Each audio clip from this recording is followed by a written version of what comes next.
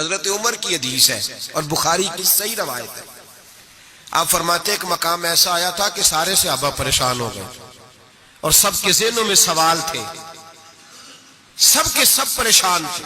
1500 صحابی ہیں, نبی پاک نے خود احرام بندوائے ہیں, فرمایا احرام باندھو عمرہ کرنا ہے. میقات مدینہ سے احرام بند گئے, صحابہ نے تیاری کر لی, لبیک پڑھتے ہوئے حدیبیہ کے مقام پہ پہنچ گئے. قریش مکہ نے روک لیا, 1 2 4 بندے نہیں 1500. احرام کس نے بندوایا؟ کس لیے باندھا ہے؟ بولے نا, عمرہ کرنے کے لیے. حدیبیہ کے مقام پہ جب پہنچے تو نبی پاک صلی اللہ تعالی علیہ وسلم کے پاس عروہ بن مسعود ثقفی قریش مکہ کا سفیر آ گیا. اس نے کہا جی اس سال آپ عمرہ نہیں کر سکتے, آپ تو لڑائی کرنے آئے ہیں. حضور نے فرمایا نہیں عمرہ کرنے ہیں, دیکھا نہیں احرام باندھے ہوئے. اس نے کہا 1500 بندہ ہے اور ہیں بھی سارے دلیر اور ہیں بھی کٹ مرنے کو تیار. اگر کسی ایک نے بھی نعرہ لگا دیا تو ہمیں تو بھگا دو گے تم سارے, ہم نہیں عمرہ کرنے دیتے. باتیں بڑھ گئیں, اختلاف ہوا, ادھر ادھر سے معاملات طے ہوئے, صلح, شرطوں پر صلح ہونے لگی. اور شرطیں بھی ظاہراً ایسی تھیں کہ جو لگ رہا تھا کہ مسلمان دب کے صلح کر رہے ہیں, لگ رہا تھا. شرطیں لکھی گئیں, طے ہو گئیں. انہوں نے کہا جی ٹھیک ہے اس سال آپ واپس چلے جائیں, اگلے سال عمرہ کرنے آئے. حضور نے فرمایا, توجہ ہے میری بات پر, یہاں کوئی بندہ کہہ دینا, ابا جی کہہ دینا بیٹے خیر ہو جائے گی فلانا کام کر لے, تے بچے بعد گل بھیجنے کہتے تسا مینوں آکھیا جی کر لے.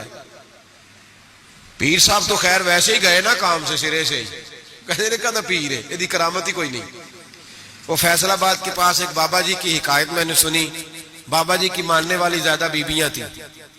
بابا جی منگل والے دن فوت ہو گئے. انہوں نے کہا یہ کدو کامل سی, کامل ہوں تو جمعے نو مردا, دین ہی نہیں چنگا لیا آپ پیر نے, اسی نہیں مرنا کو.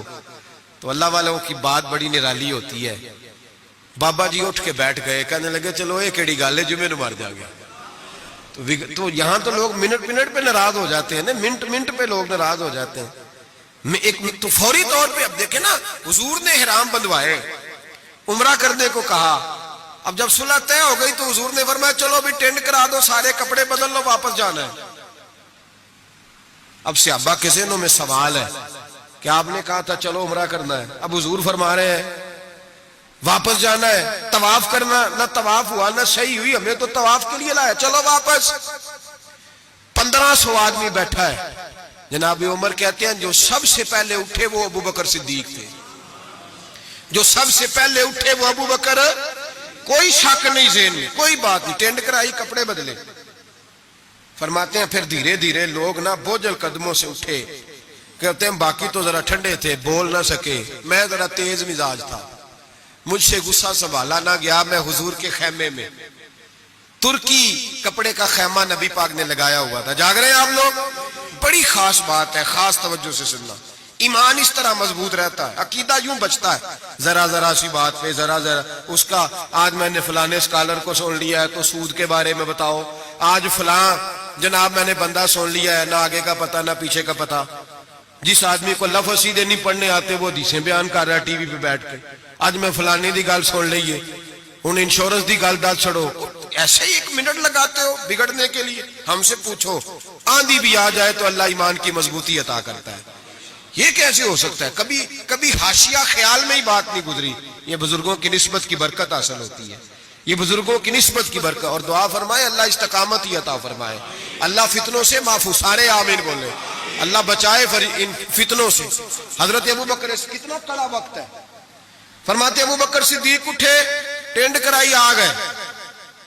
آہستہ آہستہ سب اٹھے. عمر کہتے ہیں مجھے بڑا جلال تھا, میں سیدھا حضور کے حجرے میں, اور جاتے ہی سلام لی تو سخت جملے. اور جناب عمر ساری زندگی رویا کرتے تھے کہ مجھے پچھتاوا نہیں جاتا. سیدھا گیا اور جا کے کہا حضور آپ اللہ کے سچے رسول نہیں؟ کہا سچا رسول ہوں. کہا قرآن سچا نہیں؟ سچا ہے. اسلام سچا نہیں؟ حضور نے فرمایا سچا ہے. تو کہا حضور پھر ہم دب کے صلح کیوں کریں؟ جناب عمر فرماتے ہیں نبی پاک نے کہا عمر میں اللہ کا رسول ہوں, وہی کہتا ہوں جس کا میرا رب مجھے حکم دیتا ہے. جناب عمر کہتا ہے میں نے فوراً حضور کی بات دہرائی. میں نے کہا یا رسول اللہ آپ نے کہا نہیں تھا طواف کریں گے, احرام باندھ لو. تو حضور نے فرمایا میں نے کہا تھا طواف کریں گے, یہ تو نہیں کہا تھا اسی سال ہی کریں گے. یہ تو نہیں نہ کہا تھا اسی سال ہی کریں گے.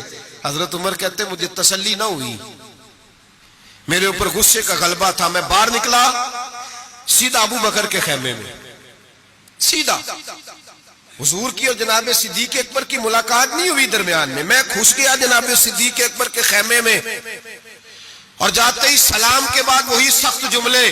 کہتے ہیں جب میں داخل ہوا تو سارے پریشان ہیں, ابو بکر تسلی کے ساتھ کھجورے کھا رہا ہے, پرواہ ہی کوئی نہیں, کھجورے کھا رہے ہیں. میں گیا, میں نے کہا السلام علیکم. وعلیکم السلام. میں نے کہا تو موج میں ہے, ہماری ٹینشن نہیں جا رہی. کہنے لگے کیا ہو گیا؟ میں نے کہا یہ سچے رسول نہیں. کہنے لگے سچے, قرآن سچا نہیں, سچا ہے, اسلام سچا نہیں. ابو بکر کہنے لگے سچے. تو کہنے لگے پھر ہم دب کے صلح کیوں کریں؟ تو کہتے ہیں جناب ابو بکر صدیق کہنے لگے عمر چپ کر, تیری میری بات نہیں, وہ اللہ کے رسول ہے, وہی کہتے ہیں جس کا اللہ انہیں حکم ارشاد فرماتا ہے.